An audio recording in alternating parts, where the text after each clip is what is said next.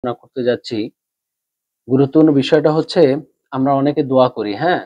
দোয়া করার পরে আমরা কনফিউজ থাকি যে আমাদের দোয়াগুলো কবুল হচ্ছে কি হচ্ছে না।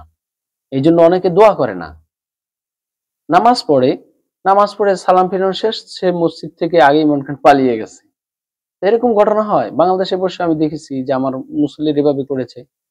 আর সৌদি আরবে তো হাত তুলে দোয়া খুব কম করে। করে না এরকম না, তারা করে। হাত তুলে দোয়া করে। আবার কেউ বুঝেন না যে সৌদি আরবের মানুষ হাত তুলে দোয়া করে না, করে। তো যাই হোক, বাংলাদেশে একটা প্রচলিত নিয়ম আছে নামাজের পরে দোয়া করে। তো আমি ওই প্রসঙ্গে আলোচনা করব না। যে অনেকে আছেন যে দোয়া করতে চান না। কারণ সে বলেন যে হুজুর আমার তো দোয়া আল্লাহ কবুল করেন না। এইজন্য সে নিজে দোয়া করে না। হ্যাঁ? আলিম ওলামাদেরকে বাসায় দাওয়াত করে, হ্যাঁ, দোয়ার আয়োজন করেন। তো এটা ভালো, আলহামদুলিল্লাহ। তবে আমি মনে করি না, শুধু হাদিস থেকে আমি আজকে বলবো যে প্রত্যেকটা মানুষের জন্য দোয়া করা কতটা জরুরি। দোয়া করলে আপনি কখনো আপনার দোয়াটা বিফলে যাবে না। যদিও আপনি এখন একটা বিষয় নিয়ে দোয়া করেছেন, কিন্তু দোয়াটা আল্লাহ এখন কবুল করেন নাই। কিন্তু আপনি দোয়া করলে তিনটা লাভ। হ্যাঁ? তিনটার ভিতর থেকে যেকোনো একটা অবশ্যই আল্লাহ তাআলা আপনাকে দিবেন। তিনটা ফায়দার ভিতর অবশ্যই একটা আল্লাহ আপনাকে দিবেন। আমি যে কিতাব থেকে আলোচনাটা পেশ করতেছি কিতাবটা দেখুন। কিতাবটা হচ্ছে আপনারা সবাই একটু লক্ষ্য করুন, হ্যাঁ?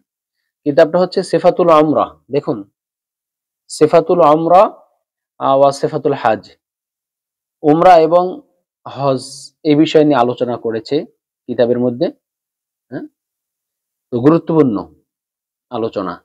দেখুন, وينبغي للحاج في هذا الموقف العظيم أن يجتهد في الدعاء والتضرع إلى الله عز وجل। যাই হোক, এই যে আলোচনা করতেছি এটা মূলত আরাফার দিনে হাজী সাহেব কি আমল করবেন সেই প্রসঙ্গে এসেছে।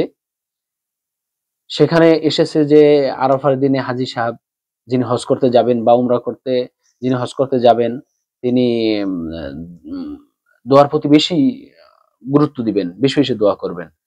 আর দোয়া করলে কি লাভ হবে সেই ক্ষেত্রে আল্লাহ রসুলের একটা হাদিস, ইয়াকুলুন নবী সাল্লাল্লাহু আলাইহি ওয়াসাল্লাম, আল্লাহ নবী সাল্লাল্লাহু আলাইহি সাল্লাম বলেন, মামিন মুসলিমিন ইয়াদউল্লাহ বিদাওয়াতিন লাইসা ফিহা আথম ওয়ালা কতিআ রাহিম।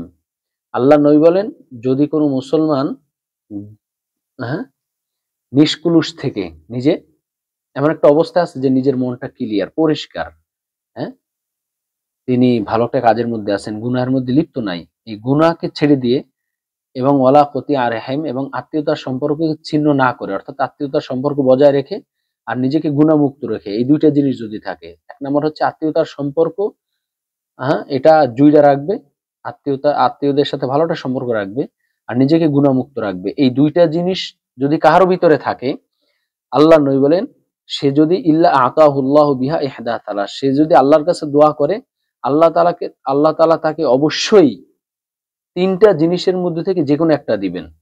কথাটা আমি ক্লিয়ার আবার বলি, সবাই খেয়াল করেন, হ্যাঁ, বাইরে খেয়াল করেন। যদি কোনো মানুষ তার মধ্যে দুইটা গুণ অর্জন করে, এক নাম্বার হচ্ছে সে নিজেকে গুণামুক্ত করেছে, হ্যাঁ, এখন গুনাহ করতেছে না। সবসময় ক্লিন শেভ করতো, এখন ক্লিন শেভ করে দাঁড়িয়ে রেখে দিয়েছে। মিথ্যা কথা বলতো, মিথ্যা কথা ছেড়ে দিয়েছে। এইভাবে সুদ খাইতো, সুদকে ছেড়ে দিয়েছে। অর্থাৎ এখন সে গুনাহ করে না, এবং আত্মীয়তার সম্পর্ক সে, হ্যাঁ, স্বাভাবিক রেখেছে, আত্মীয়দের সাথে ভালো একটা সম্পর্ক। এই দুইটা গুণ আল্লাহ নবী বলেন, এই দুইটা গুণ যদি কারো ভিতরে থাকে এবং এমত অবস্থায় সে যদি আল্লাহর কাছে দোয়া করেন, আল্লাহ নবী বলেন, তাহলে তাকে আল্লাহ তাআলা তাকে আতাহুল্লাহু বিহা ইহদা সালাস, তিনটা জিনিস থেকে আল্লাহ তাআলা অবশ্যই তাকে একটা দান করবেন। সুবহানাল্লাহ। তাহলে বোঝা গেল কি, যদি কেউ, হ্যাঁ, গুনাহমুক্ত এবং আত্মীয়তার সম্পর্ক বজায় রেখে যদি আল্লাহ তাআলার কাছে এমত অবস্থায় দোয়া করে, তাহলে তাকে আল্লাহ তাআলা তিনটা জিনিস থেকে যে কোনো একটা অবশ্যই দিবেন। এক নাম্বার ফায়দা, ইম্মা আন তুআজ্জিলা লাহু দাওয়াতুহু, হয়তো এক নম্বরে তিনি দোয়া করা মাত্রই আল্লাহ তার দোয়াকে কবুল করে নেবেন। সুবহানাল্লাহ। যদি দোয়া করছেন কিন্তু দোয়া কবুল হয়নি, আল্লাহর নবী বলেন, ওয়া ইম্মা আইয়ুদ্দাখারা লাহু ফিল আখিরাহ, যদি দোয়া করছেন দোয়া কবুল হয় না, তাহলে তার এই দোয়াটাকে আল্লাহ তাআলা আখিরাতের জন্য রেখে দিবেন। সুবহানাল্লাহ। অর্থাৎ দুনিয়াতে তার দেন নাই, কিন্তু এই দোয়ার উসিলা আল্লাহ তাআলা তাকে আখিরাতে হয়তো সওয়াব দিবেন বা, হ্যাঁ, গুনাহ থেকে পাপ মোচন করে দিবেন। ৩ নম্বরে হচ্ছে ওয়াইম্মা আইয়াসরিফা আনহু মিনাশ শাররি মিথলিহা, অথবা সে যে দোয়া করেছিলেন আল্লাহর কাছে দোয়া কবুল হয় নাই, এক নাম্বার, অথবা আল্লাহ এটা তার জন্য আখিরাতে রেখেও দেন নাই। 2 নাম্বার। 3 নাম্বার হচ্ছে যদি এই দুইটা জিনিস থেকে আল্লাহ তাকে না দেন, তাহলে 3 নাম্বার অবশ্যই আল্লাহ তাআলা তাকে এই দোয়ার উসিলায় তার উপরে যে বিপদ আপদ আসতো, এই দোয়ার উসিলায় আল্লাহ তাআলা যে কোনো বিপদ থেকে তাকে হেফাজত করবেন। সুবহানাল্লাহ। তাহলে যদি আল্লাহর কাছে দোয়া করেন, তাহলে আমরা এখান থেকে পেলাম যে 3টা জিনিস। হয়তো আল্লাহ তাআলা আপনার দোয়াকে সাথে সাথে কবুল করবেন। আর যদি আপনার দোয়া আল্লাহ কবুল নাও করেন, তাহলে আপনার এই দোয়াটাকে আল্লাহ তাআলা আখিরাতের জন্য জমা করে রাখবেন। এর উসিলায় আল্লাহ তাআলা আপনাকে আখিরাতে নাজাত দিবেন, জাহান্নাম থেকে মুক্তি দিবেন, গুনাহ মাফ করবেন।